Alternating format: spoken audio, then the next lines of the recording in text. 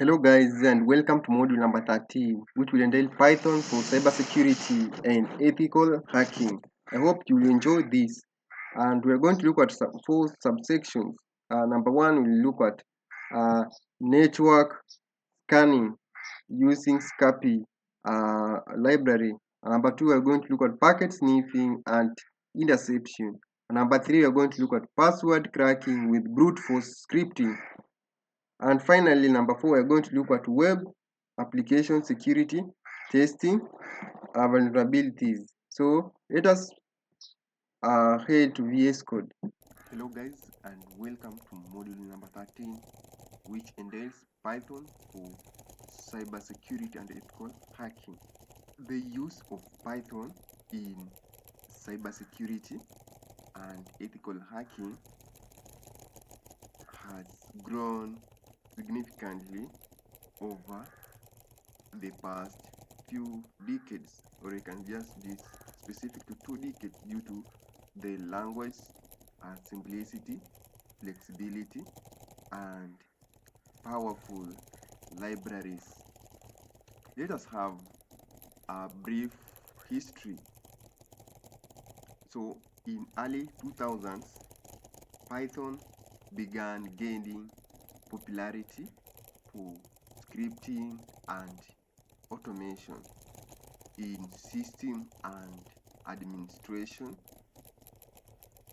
So security professionals started using it to automate repetitive tasks like log parsing, scanning, and monitoring. And around mid 2000s, the rise of ethical hacking tools were written in Python, such as SCAPI for packet crafting and PyCrypto for cryptography. And it expanded its role in penetration testing and vulnerability assessment. In 2010, with the growth of open source contributions and community-driven frameworks, Python became a go-to language in cybersecurity training and capture the flag or CTF competitions. And tools like Nmap, Metasploit, and Babswite began offering Python scripting interfaces or integration support. And present day, Python is now widely used in cybersecurity for network scanning and analysis, for malware analysis and sandboxing, for web application testing, for exploit development, and threat intelligence and automation. And its relevance is reinforced by community projects, educational platforms, and inclusion in popular cybersecurity certifications. Python's readability also makes it ideal for teaching ethical hacking concepts to beginners as well. And today, many cybersecurity professionals and ethical hackers rely majorly on Python as a core tool in their offensive and defensive toolkits. And this module will cover essential cybersecurity techniques using Python, and we are going to look at network scanning and reconnaissance, packet analysis and interception. We have password security testing. We have web application vulnerabilities assessment, and let us have the importance of doing this. So these techniques should only be used for authorized penetration testing. We have security research with permission, educational purposes only. Please note that unauthorized use may violate laws and ethical guidelines. So be careful as you do this. So before we proceed further, let's have a look at different types of penetration testers. So we will start with white hat or ethical hackers. So this one are authorized to test and secure systems, and their goal is to identify and fix vulnerabilities within the system. And let us look at black hat hackers as the second option. So they are unauthorized. They have unauthorized access with malicious intent, and their goal may include to exploit systems for personal or financial gain.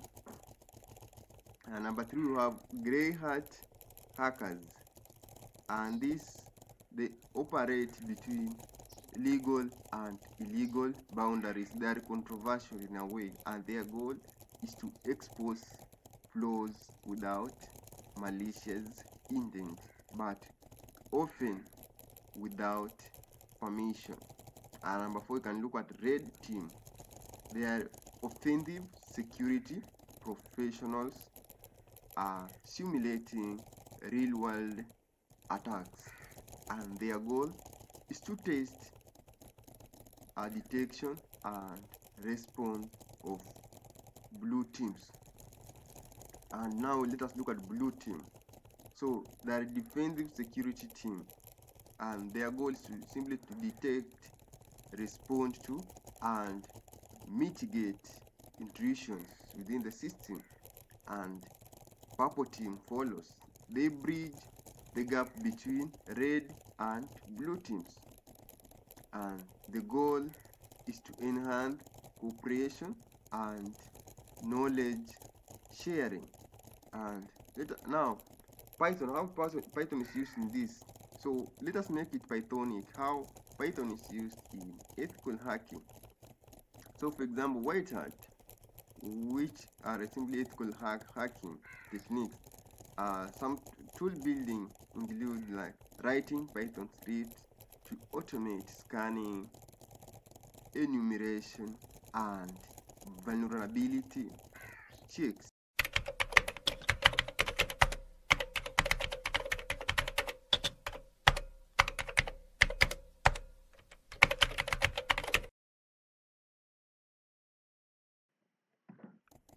Let us look at an example on port scanning or port scanner. So we'll have to import necessary libraries like socket, which will provide access to low-level networking interface, and also from concurrent.futures we can import thread pool executor. This enables the concurrent execution of threads. Let us create a function to scan a single port on a given IP address. So define scan a port with IP and port arguments. So just try. So we want to create a new socket using IPv4 on underscore internet and TCP, then socket underscore stream. So with socket then socket.app and underscore inet, comma socket.socket stream as s, and s dot set timeout as 1 second.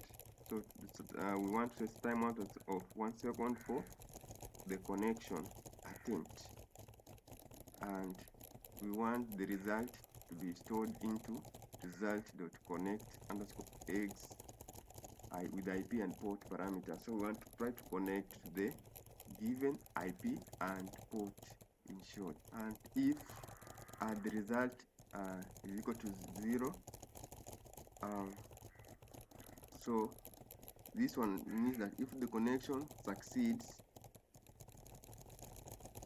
that is connect underscore x, so we need to return 0, and which means that the port is open. So we want to print port, and we pass on the port is open using an f string. And now what follows to close the ports that are ignored are not printed. So except socket.error as error. So we need now to handle any socket related errors during scanning process. So we need to print using f string error scanning port, and we pass on placeholder of port with the exact error. So now we want a function to scan multiple ports in parallel using threads. Now let us define scan underscore ports with the IP and ports as arguments, and we can create a thread pool with a maximum of 10 concurrent workers. So with thread pool executor and arguments as max underscore workers equal to 10 as executor, so we want to use the executor to run a scan underscore port on each port concurrently, and executor.map, and use lambda function port colon scan underscore port with IP and port and ports as arguments. So we want also to create an entry point when the script is executed directly. So if underscore name is equal to underscore main underscore, then we need to target IP is equal to 192.168.11. We define the IP address to scan, and port range will be equal to range 1025. So we need to define the range of ports to scan, and that is 20 to 1024, which means the last one will be avoided. Now if we print a scanning ports with min port range to max port range, so minimum to the maximum on target IP. So now we want to call the function to begin the scanning of the ports, and scan underscore ports with target IP and port range as arguments. Now guys, let us look at black hat or malicious hacking. So we need to note that this one is only for educational and awareness purposes. I will not give an example on this. So Python can be misused to write malware, keyloggers, and exploits. And an example is automating brute force attacks or phishing simulations using unethical means or without permissions. Now we can also look gray hat. So gray hat often use Python to prove a concept or poke exploit for discovered vulnerability and then report it. On the other hand, red team use Python to want to simulate attacks such as using metasploit scripting via MS FRPC, and they also create custom payloads. And number 3 is that they also use obfuscate code to bypass detection. And let us have a definition of obfuscation. So obfuscated refers to the process of making something unclear, confusing, or hard to understand. And the command harder to understand or command executor. And in the context of programming and code, obfuscation is the practice of deliberately making code difficult to read or understand, and often to hide its purpose or prevent reverse engineering. And obfuscation can be done for various reasons, such as security, so to hide sensitive information, or logic in code, and this thereby preventing is exploitation or reverse engineering by attackers. For example, a developer might obfuscate code to protect proprietary algorithms or prevent tampering with software. And other reasons for privacy, to hide certain parts of a system or its behavior from unauthorized users, making it harder to figure out how the software operates or how to bypass security mechanisms. And intellectual property protection is also another reason. So in some cases, developers obfuscate code to make it harder for others to steal or copy their ideas. And how obfuscation works in code follows. So one is renaming of variables. So it entails changing variable, function, or class names to meaningless or hard to understand names, e.g.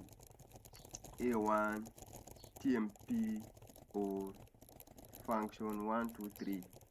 And encoding, so by converting readable code into a format that is hard to understand, such as using base 64 encoding for strings or commands.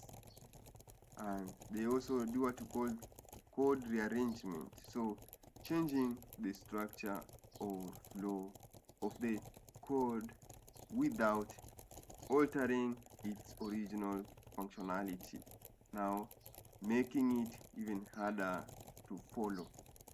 And as well as using complex construct, example, employing overly complex or unnecessary coding patterns that confuse anyone trying to read or understand the coding logic. And example of obfuscation follow. So let us look at a simple example to show how our obfuscation works. And this is the code.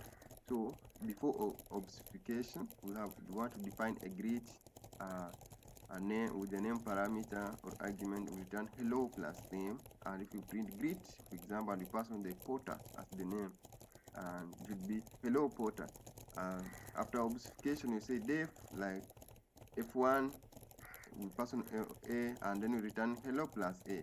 So if we print f1 plus for example Porter, and the function will mean something almost the same thing but different meaning. So and in the specification version, so the function name greet was changed to f1, which makes the code less readable and less understandable, and therefore the variable names are also obfuscated, e.g. name now becomes a, and in more extreme cases obfuscation can make the entire program look like a jumbled mess, even though it still works the same way.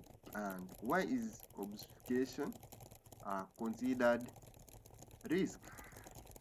So while obfuscation can provide some security benefits, it can also hinder debugging, since obfuscated code is hard to debug or maintain and mask malicious code. So attackers may use obfuscation to hide malicious code within a program, making it harder to detect by security tools or human reviewers. Now let us look at blue team. So blue team use Python to, number one, parse and analyze logs. Number two, to detect anomalies using machine learning. And number three, to automate incident response. So purple team follows. So purple team use Python to build tools that log red team activities and shares them with blue teams, and they also develop dashboards, automate alerts, or simulate attack,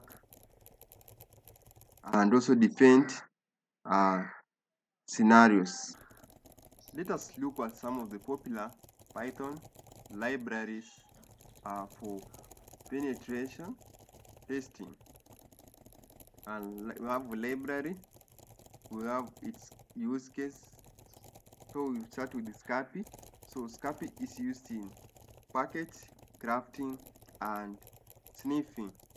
And Socket is used in network communication. And we have also Request, which is used in HTTP/HTTPS intercept interaction.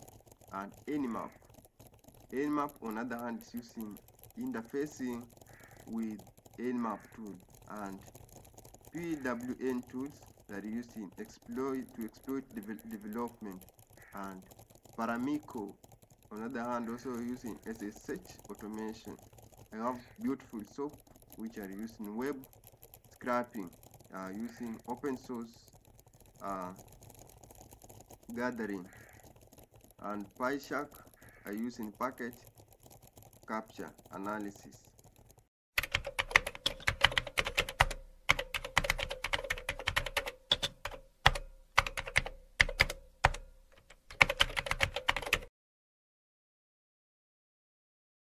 Hi guys, in this section we're going to look at network scanning with Scapy. And network scanning is a fundamental step in cybersecurity and penetration testing.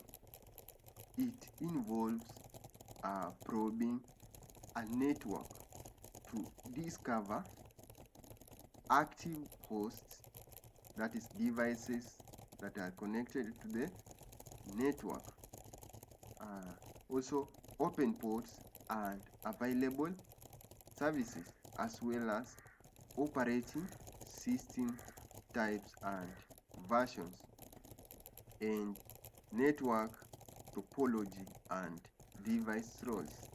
So SCAPI is a powerful Python-based interactive package manipulation tool and library. It allows users to craft, send, sniff, and analyze network packets at various protocol layers.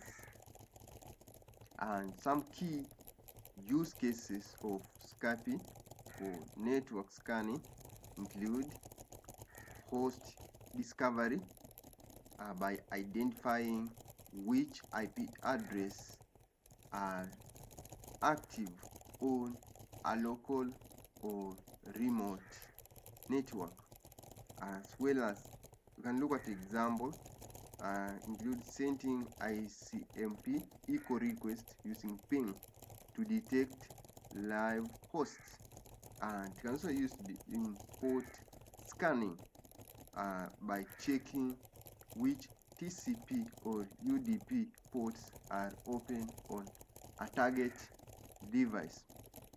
And this can be example in sending CYN packets to ports like a CYN scan to find available services.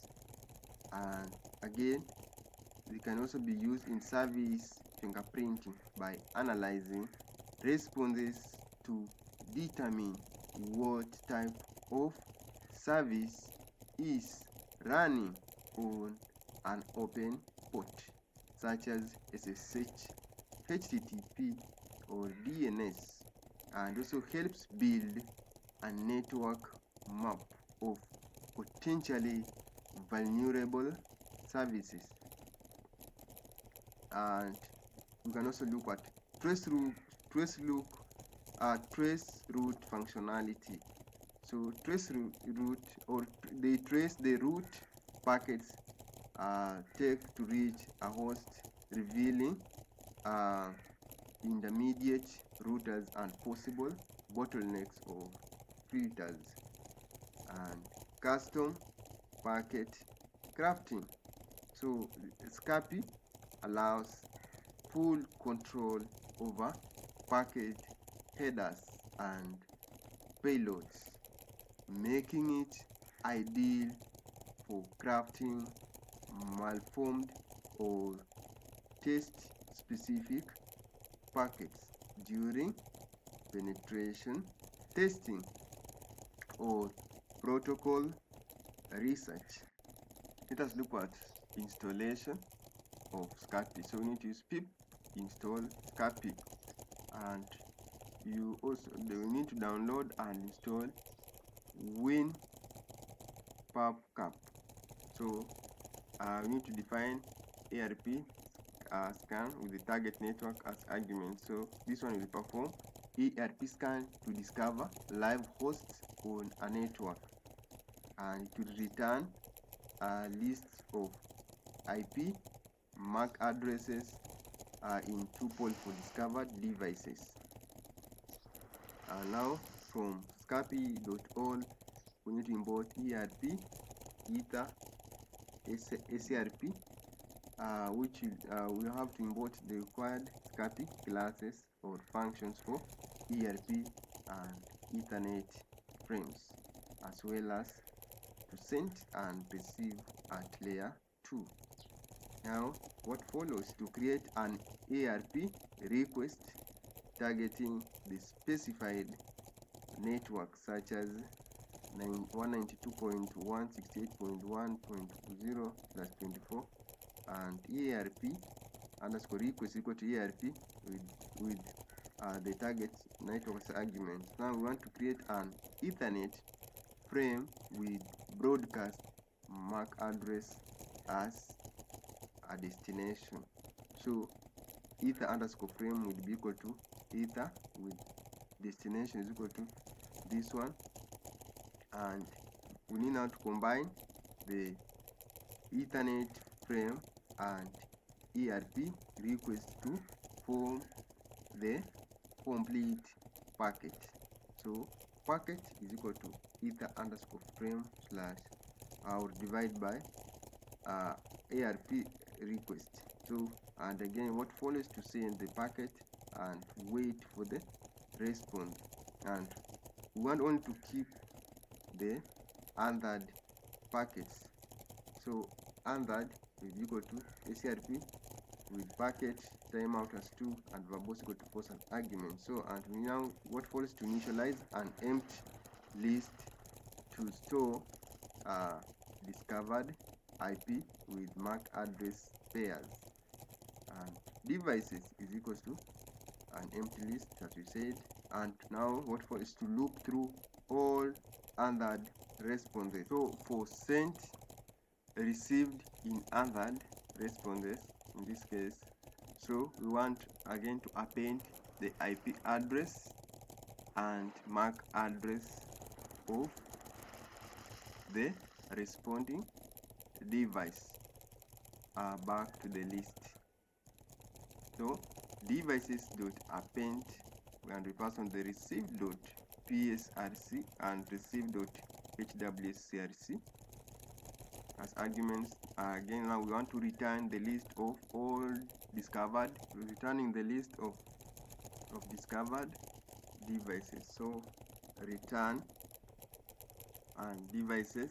What follows to run our function? So in usage call, so we want to call and print the result of the script we've just written. So if underscore underscore name underscore underscore is equal to underscore underscore main underscore underscore, then target is equal to 192.168.1.0/2.4. You need to replace with your actual local network IP address. So result will be equal to ERP underscore scan with the target as argument.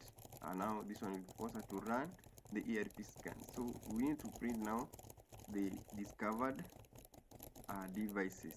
So print discovered devices, and now if we say for IP comma MAC address in result, now we print using fstring IP with IP as placeholder plus given MAC address.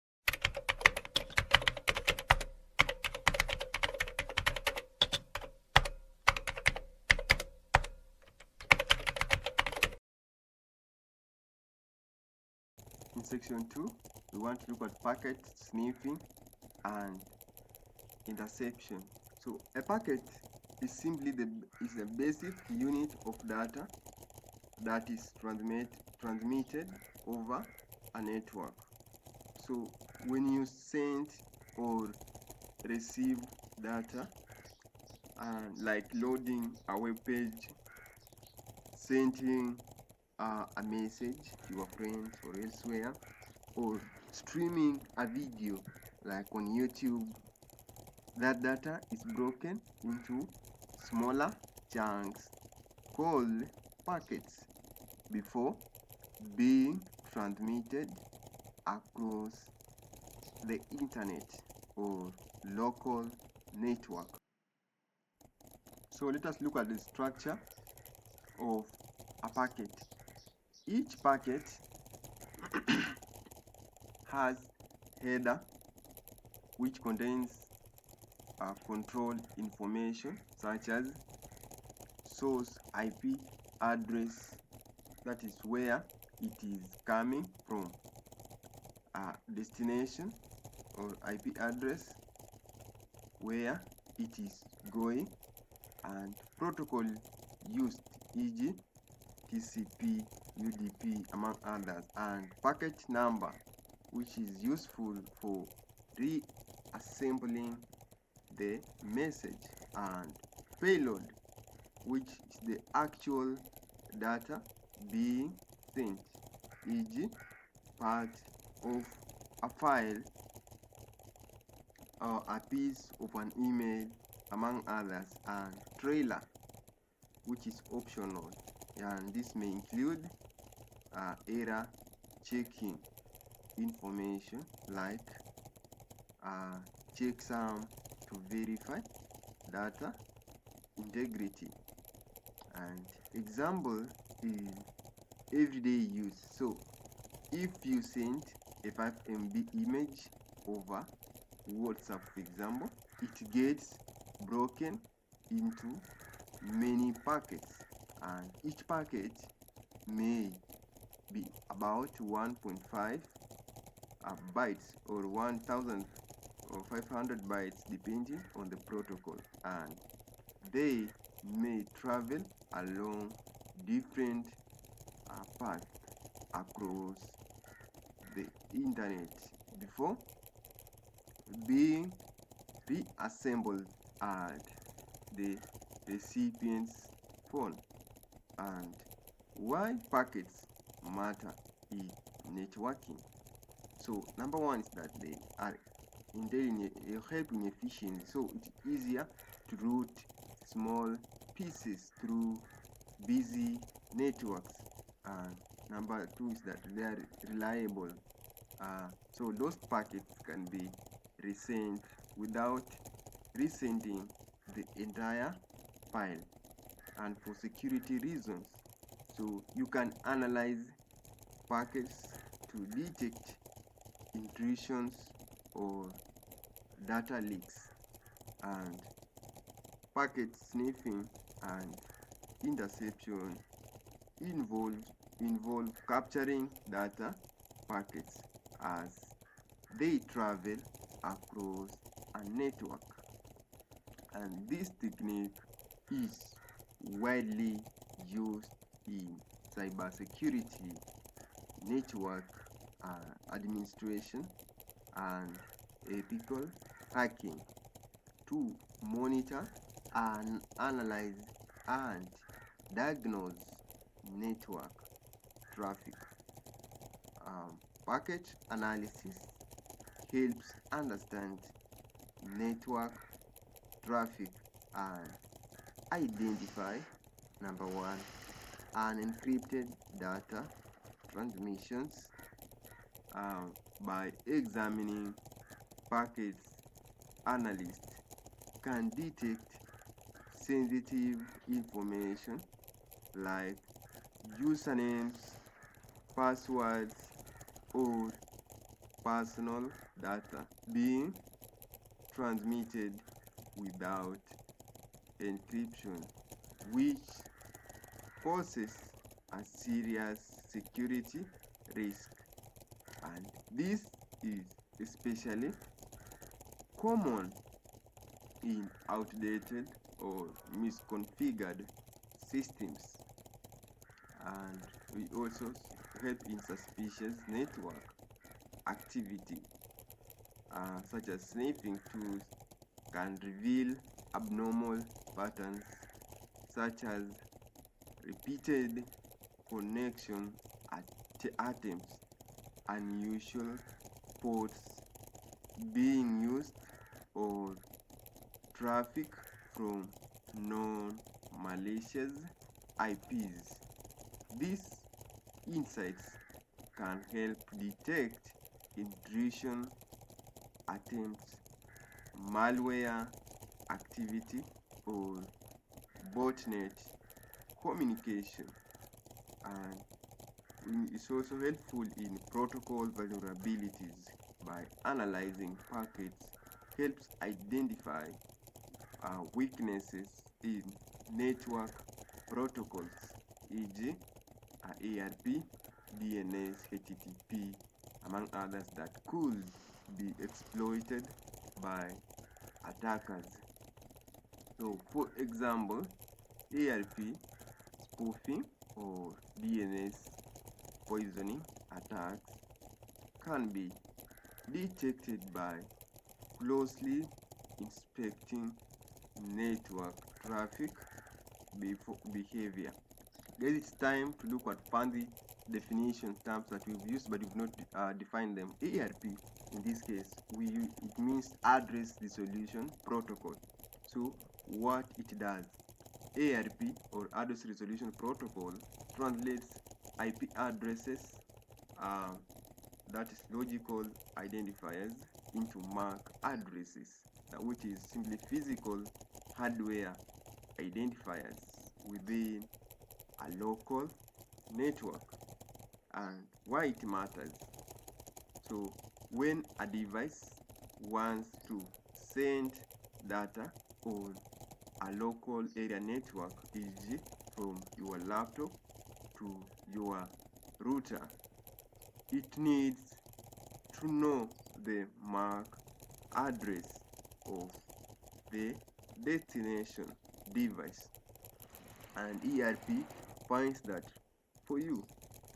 An example, so if your PC wants to send a message to 192.168.11, it sends out an ERP request who has IP address 192 up to 1.1. So the device with that IP replies with its MAC address. And let us look at DNS, which simply means domain name system. So what it does, so domain name system translates human readable domain names like www.google.com into IP addresses like 142.250.190.114 that computers use to identify each other on the internet. And why it matters. So without DNS, you would have to memorize IP addresses for every website you have to visit. An example is when you type youtube.com, for example, in your browser, your device asks a DNS, domain name system server, for the corresponding IP address. Then it connects to it. Let us look at HTTP, or Hypertext Transfer Protocol. So what it does, HTTP is the protocol used to transfer web pages and data between a web server and a client, and like your browser in this case. So why it matters? So it defines how messages are formatted and transmitted on the web.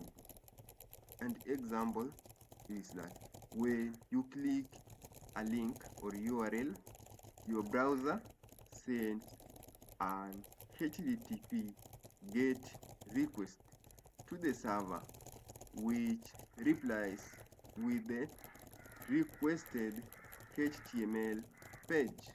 And you need to note that HTTPS, or HTTP secure, is the encrypted version of that uses SSL or TLS to secure data in transit. More definitions. So SSL/TLS, this is a secure socket layer or transport layer security, TLS.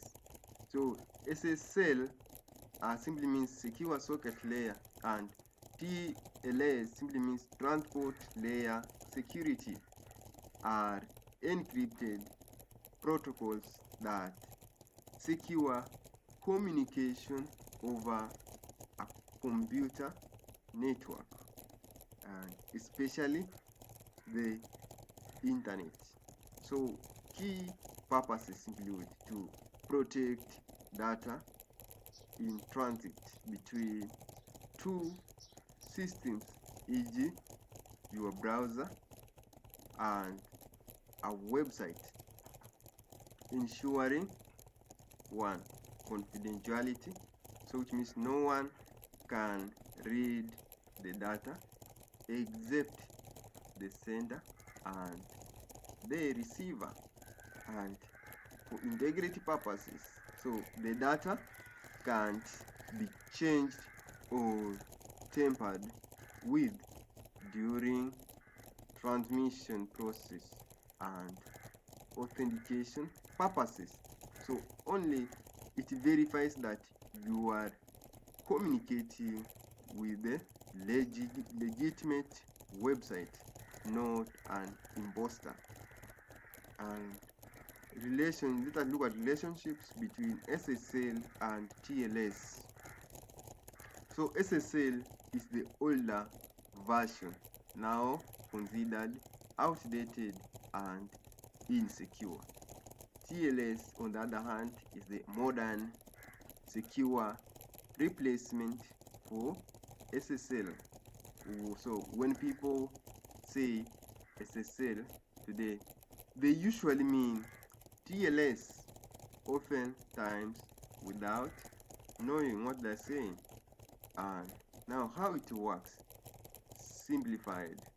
So first of all, you visit, for example, https://example.com, and the server presents a digital certificate providing its identity, that and is simply issued by a certificate authority. So your browser verifies the certificate and both sides agree on encryption keys, and from then on data is encrypted using those keys and safely hidden from attackers. So real world example, HTTP, or which is unsecured site or URL, which means that anyone can intercept the traffic, while this one with the closed locker, we have HTTPS, which is with secured. It's a traffic that is encrypted and safe, and it is safe. So let us looking for the lock icon in your browser's address bar. In your browser address bar, it means that SSL/TLS is safe or is active. So packet sniffing can be conducted using tools such as Wireshark, TCP dump, or Scapy in Python. So while powerful, packet sniffing must be performed ethically and legally. An authorized interception of network traffic can violate privacy laws and result in legal consequences like going to jail. So ethical use cases include diagnosing a network performance issues. We have debugging communication between systems. We have conducting penetration testing to evaluate security, and we need to make sure to download and install npcap, because the script won't work and it only supports Windows 11 or Windows users at the moment. Let us have our example. So it has defined a packet underscore sniffer with interface equal to none, count equal to 50, and filter equal to an empty string. So we want to capture and analyze the network packets, and the arguments will include the interface, which is the network interface to sniff, e.g. is 0, WinLAN 0, and therefore if none, default will be used, and count will be the number of packets to capture, and filter with the BPF or Berkeley packet filter string for filtering packets, for example TCP port 80. Now from scapy.all we need to import sniff. So we import the sniffing function, and from scapy, so we import sniffing function from scapy. So we want to define a packet underscore handler with the packet as the arguments, and so we need to process each captured packet. So if packet dot has layer IP, so we want to check if the packet has an IP layer. Then source or SCRC is equal to packets, and we pass on IP dot SCRC. So we need to extract a source IP address, and the destination or DST is equal to packet, and to extract IP address, so we extract destination IP address in short, and proto will be equal to packet IP dot proto. Again, we extract the protocol number, e.g. TCP is equal to 6, UDP is equal to 17, and what follows to print the IP packets that was extracted.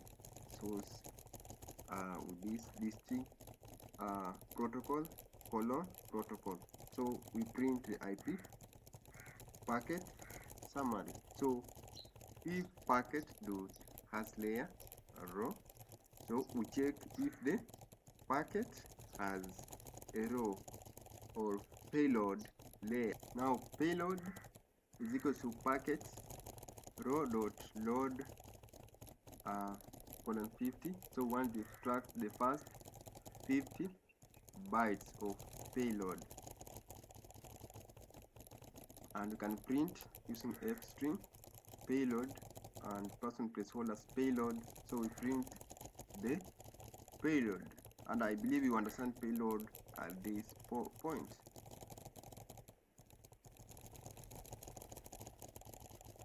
And now we can start sniffing packets. So remember, iFace is simply a network interface to listen on, and on the other hand, PRN simply is the function to apply to each packet, and that is our handler. And count is the number of packets to capture, and on the other hand, filter is an optional argument, BPF filter, e.g. to only capture HTTP or ENS. So let us define again sniff. iFace is equal to interface, comma PRN is equal to packet underscore handler, comma count is equal to count, filter is equal to filter. And now let us see example usage. So it simply requires admin privileges to run this. So we need to capture 10 TCP packets on port 80 from Wi-Fi interface. So packet underscore sniffer with an interface equal to Wi-Fi, and count is equal to 10, filter is equal to TCP port 80.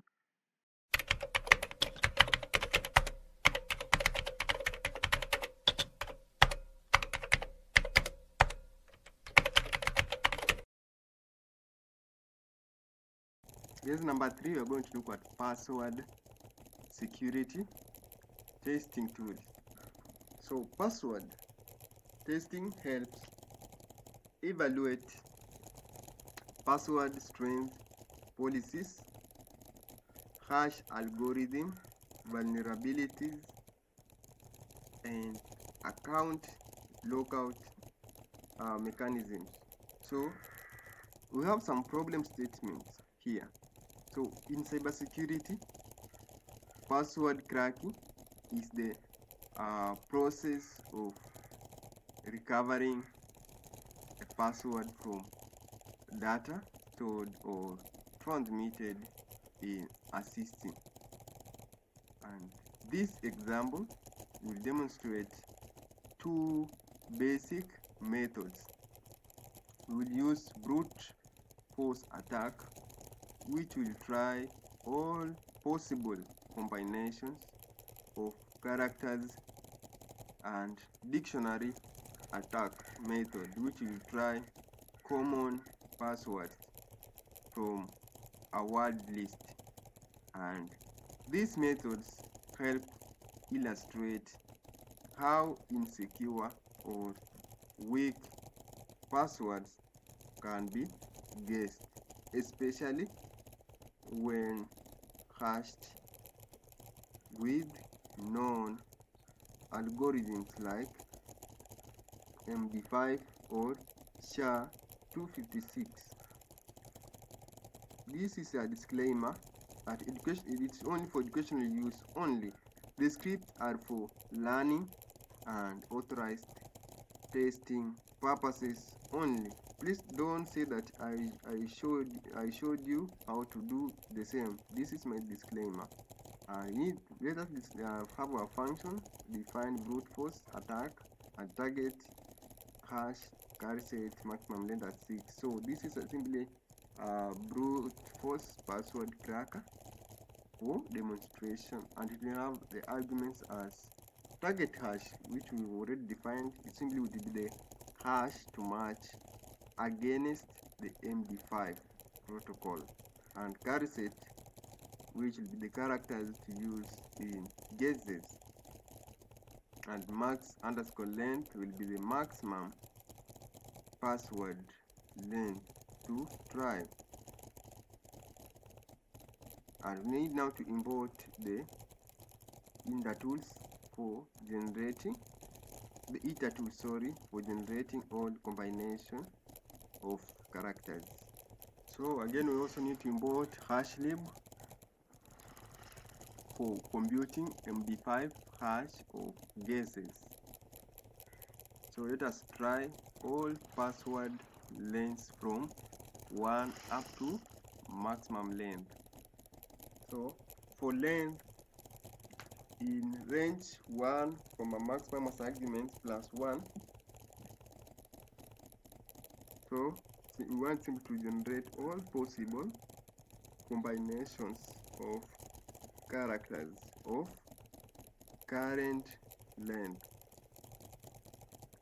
So for attempt in itertools.product with carry set and repeat equal to length arguments, guesses or guess will be equal to empty string plus dot join attempt. So we join the tuple into a string. So guess underscore hash will be equal to hashlib.md5 guess.encode to .hex digest. So we hash the guess now. So if guess underscore hash is equal to target underscore hash colon. So we need this simply means that we want to check if the hash matches. And now, if so, we need to return the guess. Now we return the cracked password and return none if none was found. So we can define again a dictionary attack. So I will run this together. So a dictionary based, this is a dictionary based password cracker using SHA-256, and the arguments include target underscore hash, which is the hash to match against, and word list is the path to a file with potential passwords. And you can import hashlib for hashing words. So let us have an open word list file. So with open word list in read mode, encoding CUTF-8 errors will be ignored as F. So for word in F, word is equal to word dot strip, which we want to remove the trailing white spaces and new lines. So word underscore hash is equal to hashlib dot share 256 word dot encode, and this means we want to hash the word. So if word underscore hash is equal to target underscore hash, so we want to check if the hash matches. Then if so, we need to return the word. Now we return the matched password.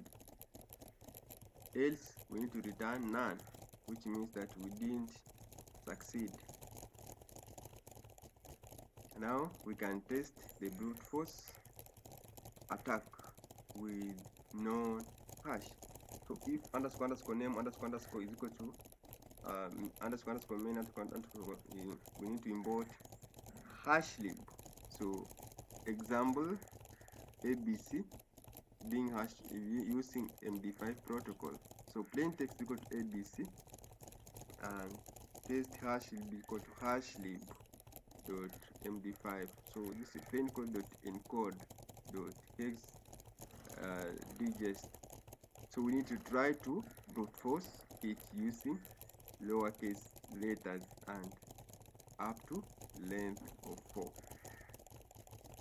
So craft is equal to brute force underscore attack and paste hash, and we pass on these alphabets digits and with the maximum length of 4, and we print brute force result colon cracked. So this one should print ABC. So for dictionary attacks test hash, we want to create a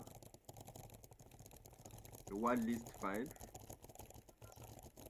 with open test underscore word list dot txt in write mode as f. So f dot write, we have 1 through 6, and also write password. We want to write hello, we want to write ABC, want to write what, and share. Want to share the share of ABC. So target underscore share will be hashlib dot share 256 ABC dot encode dot hd digest function. And so we want to attempt dictionary attack. So found will be equal to dictionary attack with target underscore hash or test word list dot txt.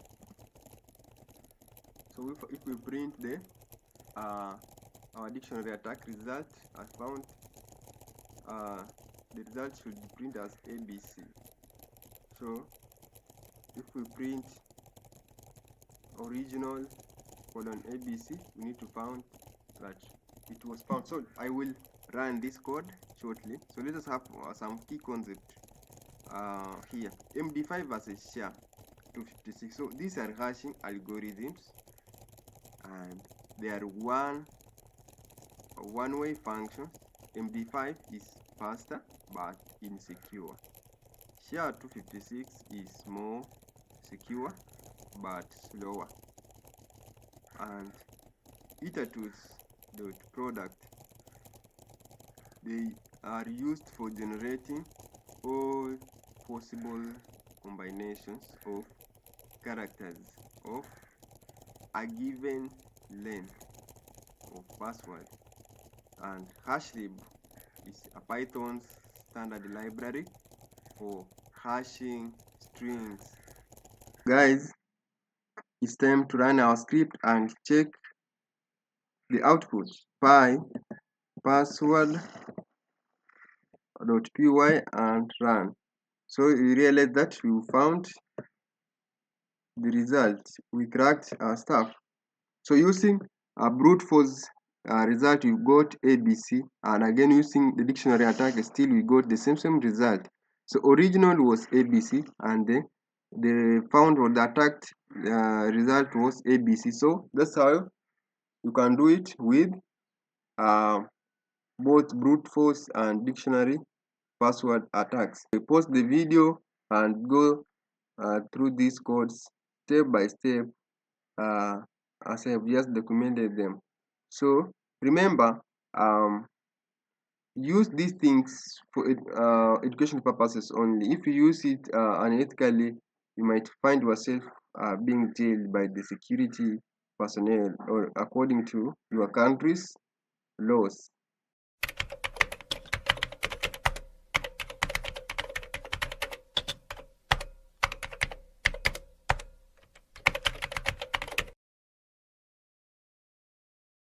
This is part 4. We are going to look at web application security testing.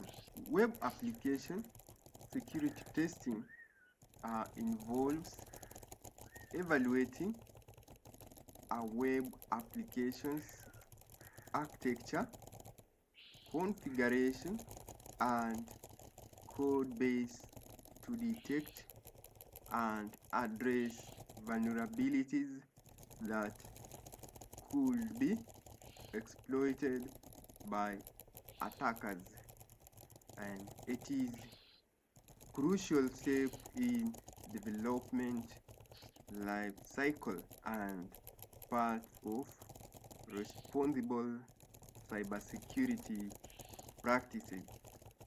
Web security testing identifies vulnerabilities like injection flaws such as SQL injection, cross-site injection, or cross-site script injection.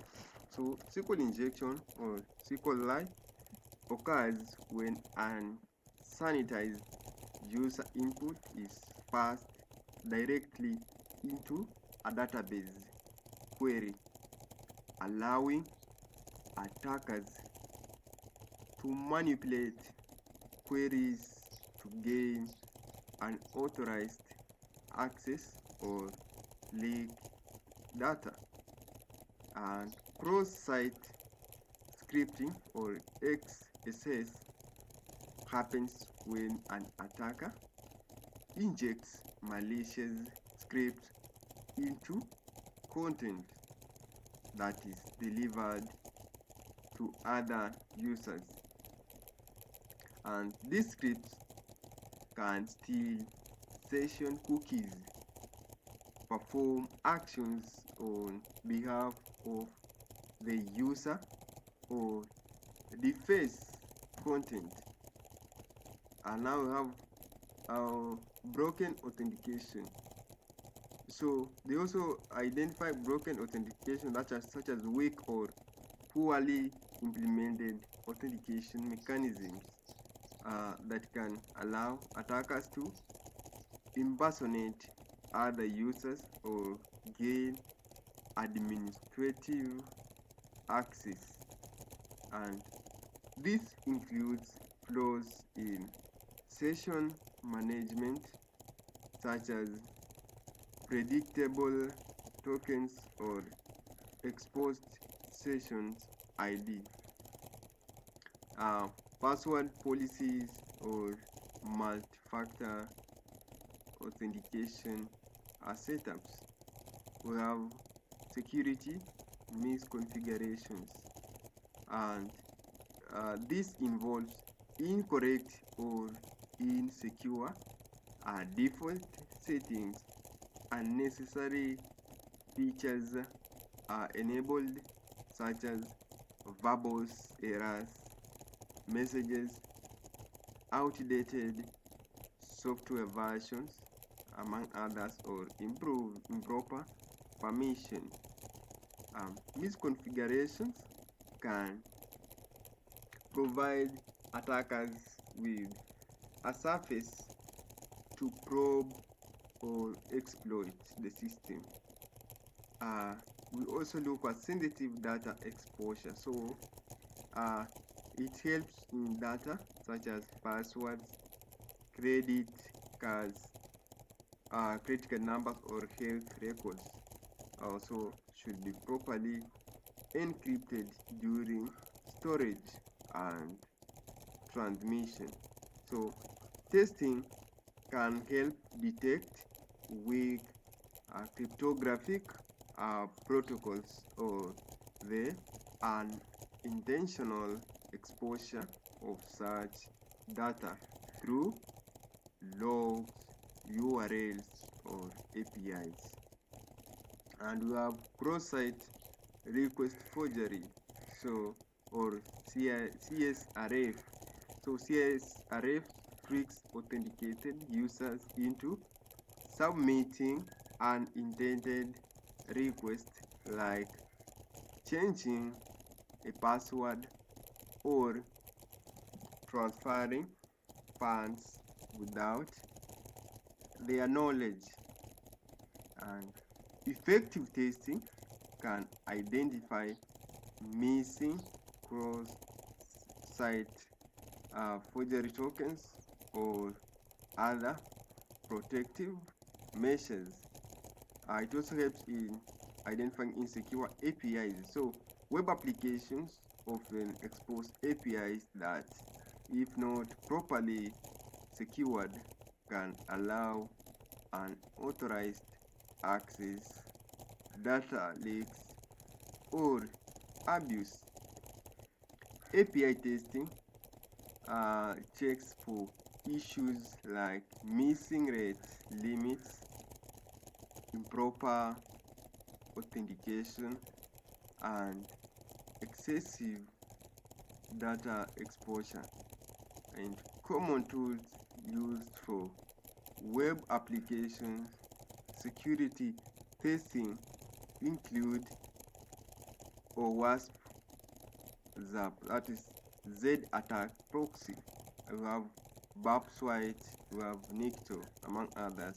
We have SQL map, nmap for port scanning and service detection. And we have some best practices include the following. OWASP top 10 protocols are using this link, so which outlines the most critical web application security risks and how to mitigate them. And ethical testing should always be authorized and follow legal guidelines. So we have some problem statement here. So web applications often receive user input through forms or query parameters. So if that input is not properly sanitized or validated, attackers can exploit it by injecting malicious code into backend systems. This script performs basic penetration testing for two common vulnerabilities: SQL injection, SQL injection, or SQLI, attacks a web app's database by injecting SQL commands, and cross-site scripting, or XSS, injects malicious JavaScript that could run in the user's browser. And this test helps developers or security testers identify potential flaws before attackers can exploit them. And you should also note that these tools are for authorized testing and education only. Don't quote me that I taught you this. And you need now to implement our project. So we need to import the request library to send HTTP request. So we need to again to define a function to test for SQL injection on a login form, and we want to define a method for SQL _injection_test_login with URL and field as arguments. So we simply need to test login form for SQL injection vulnerabilities using a post request. And the arguments are URL, which is a string. So the URL, which will be the URL of the login form to test, and the fields will be the dictionary or dictionary representation of the form fields, e.g. username, password, or email. And now we can have a common SQL injection payloads that attackers may use. So payloads is equals to, or 1 is equal to 1. This way classic at always is equal to true condition, and we have or a is equal to a. It is another always true condition. And we have drop table users hyphen hyphen. So this attempt to delete a table. And union select null comma username password from users hyphen hyphen. So we want to, this tries to extract data from the database. And now if we can say is SQL injection testing on log form. So let us now loop through each payload. So for payload in payloads,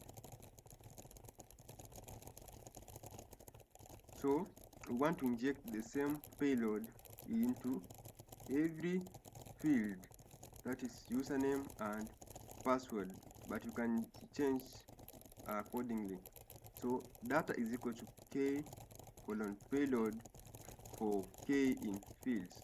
Let us try and catch some errors. So we want to send a post request to the login URL with the payload. So we need to respond is equal to request.post and URL comma data is equal to data. And now we can check if common SQL related error keywords appear in the response. So if any error in response.text.lower for a in SQL syntax query, then we need to print warning if a possible vulnerability is detected. So we print potential SQL injection vulnerability with payload and passing the payload as placeholder. So remember, I will not run this course, but you can run from your side using your own target website, because I won't expose someone's website. And you can print the error message if request failed, and print text, for example, error testing payload and payload to error. So now we want to define a function to test for cross-site scripting XSS on login form. So let us define XSS underscore test underscore login with the URL and field as arguments. So remember to use meaningful function names. Test login form for SSL vulnerabilities using a post request, and we have the arguments as URL, which will be in string format, and the URL, it is the URL of the login form to test, and field will be a dictionary, which is a dictionary representation or dictionary representing the form fields. And now you can define a common XSS payloads that inject script into the page. So payloads is equals to script alert XSS script. So this is simply a basic alert box, and you can also define another IMG for image X on air is equal to alert 1. So which means it will trigger alert if image fails to load. And you can also have this. We can close our script, so we can try to break out of HTML attributes now. And now we want to print the results or the response from the server. So we want to loop through each XSS payload. So for payload in payload, so we want to inject the same payload into every form field into the server. So data is equals to a dictionary of k to payload for k in fields. So, and we want to try and check some errors if exist. So we want to send a post request with XSS payload, and response is equals to request.post with URL and data is equal to data. Now if the payload is reflected in the response, so it might be vulnerable. So, and if payload in response.text, we want to print a potential XSS vulnerability within the system, or payload and the person payload as a placeholder, exception as error. So we provide the error that was produced by the system. So we print the error if the request failed to print. So we're going to print error testing the payload. And now let us have an example usage within an authorized systems only. So we want to define the login URL of your website. So target underscore URL be, for example, https://yoursite.com/login. And now we want to define the field names used by the login form. You can adjust this if needed, either email or username and password. So, and other site uses phone number, for example. Field is equal to username, comma, password. And now we want to run the SQL injection test on the login form. So SQL underscore injection underscore test underscore login function. Now we want to put the target URL and fields at the arguments as we define our previous function, and again to run the cross-site script test on the login form. So XSS underscore test underscore login, I will target URL and field, and we run our function. Make sure to use the target URL. Target URL. If I mean target URL, this is what I mean. You need to define your site well, right? Define your site well, the target site well. It should be well known. Now guys, how the above script works. The SQL injection test, for example, it sends the malicious input to parameters like username and password, and it detects if the backend errors or SQL keywords are echoed back.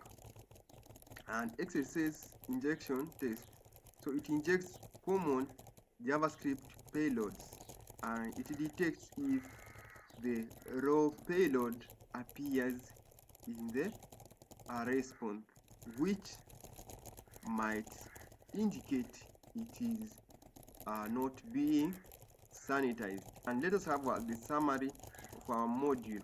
So this is what you captured: the key cybersecurity tools. Number one is network scanning. So we looked at ARP scanning for host discovery, as well as port scanning, which extending with socket programming. And number two, we looked at packet analysis, which is a passive network monitoring, protocol analysis, and reconstruction. And number three, we have password testing. We looked at it using brute force attacks, demonstration only for demonstration only, and dictionary attacks as well for demonstration only, and rainbow tables for faster cracking, though we need to understand, you need to search for that, and web security, which was our last step. And we looked at SQL injection testing, cross-site vulnerabilities detection, and CSRF and other WASP top 10 checks. And ethical consideration follows that we need to always obtain proper authorization. Also, we need to document all testing activities. You also need to respect privacy and data protection laws, as well as you need to report findings responsibly. Please subscribe to our channel and meet you in the module number 14.